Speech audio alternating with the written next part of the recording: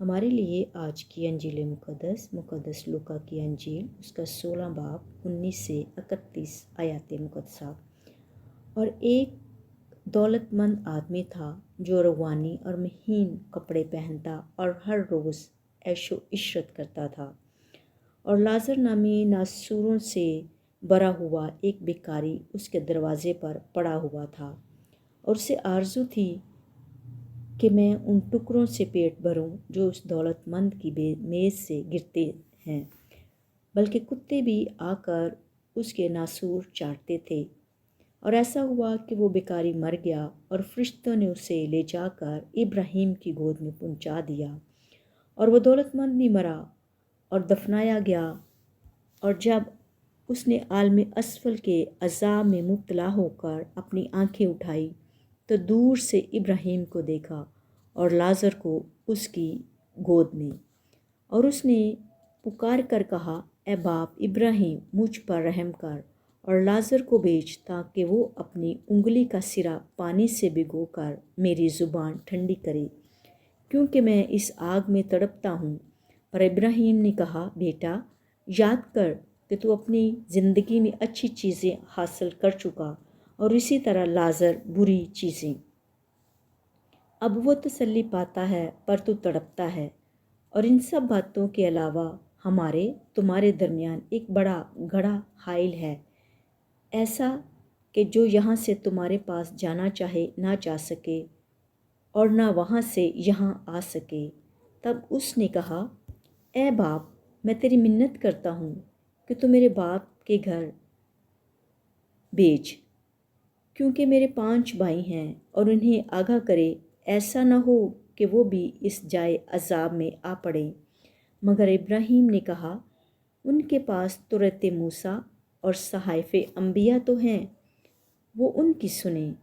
اس نے کہا، نہیں اے باپ ابراہیم، لیکن اگر کوئی مردوں میں سے ان کے پاس جائے تو وہ توبہ کریں گے۔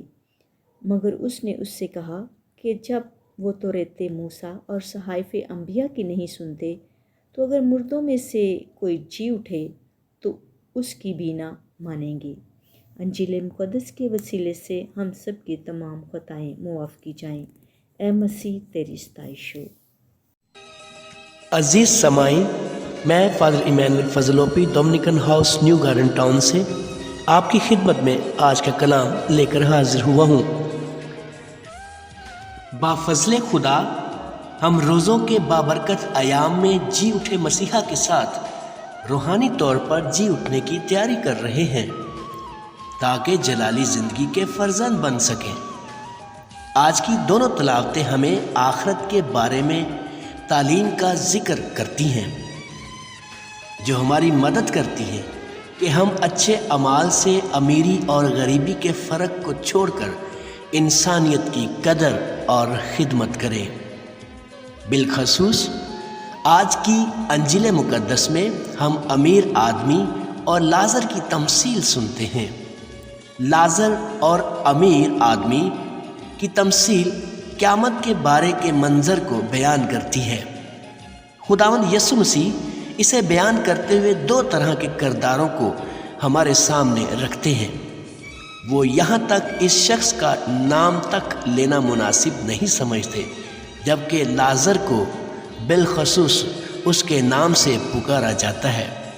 یسوع بتاتے ہیں کہ اس نے اپنی زندگی میں شاہانہ طرز زندگی گزاری، جبکہ لازر غریب ہوتے ہوئے اب آسمان پر شاہانہ زندگی گزارتا ہے۔ اس شخص نے اپنی زندگی میں بہترین لباس زیب تن کیا، عیش و عشرت کی اور دوسروں کے اخراجات پر زندگی بسر کی، جبکہ دوسری جانب لازر جو غریب تھا، غریب ہوتے ہوئے اس نے سادہ زندگی بسر کی۔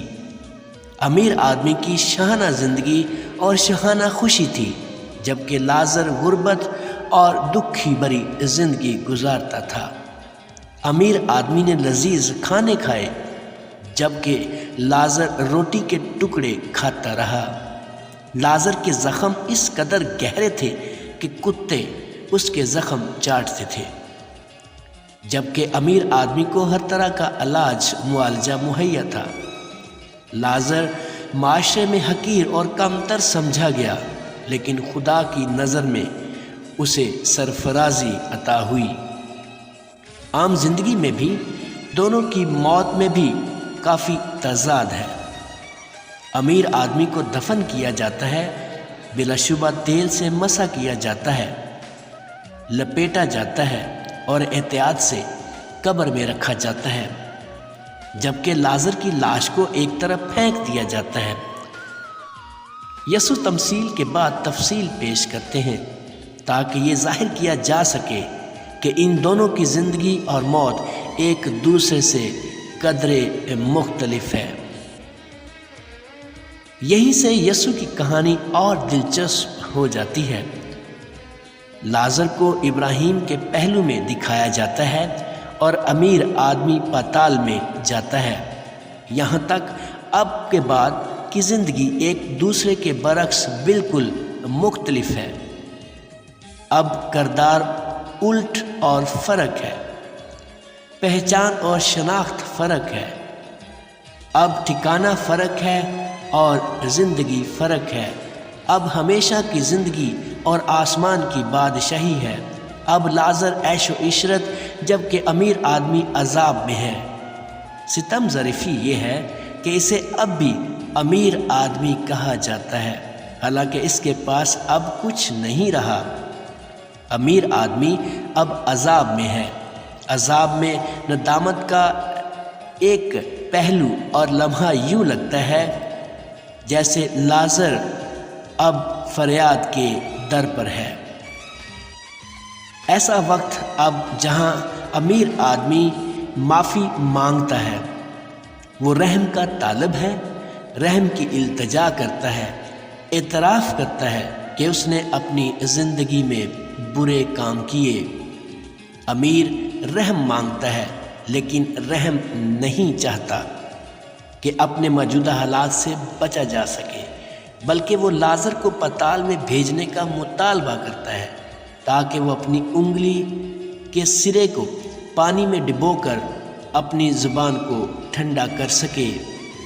امیر آدمی چاہتا ہے کہ لازر ایک بار پھر غریب کی جگہ پر چلا جائے اور امیر کی جگہ پر، جہاں وہ اس سے اب بہتر سلوک کر سکے۔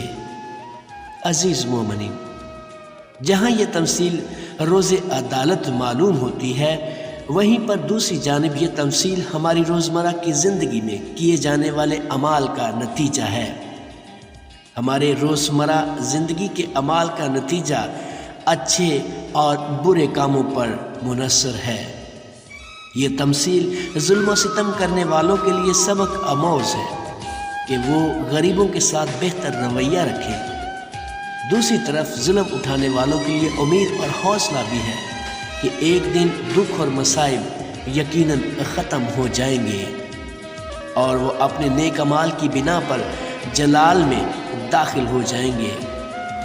عزیزو، آج پاک کلام ہماری مدد کرتا ہے کہ ہم اپنے آپ کو آخرت کے لیے تیار کریں تاکہ خدا کی بادشاہی میں جلالی زندگی بسر کر سکیں۔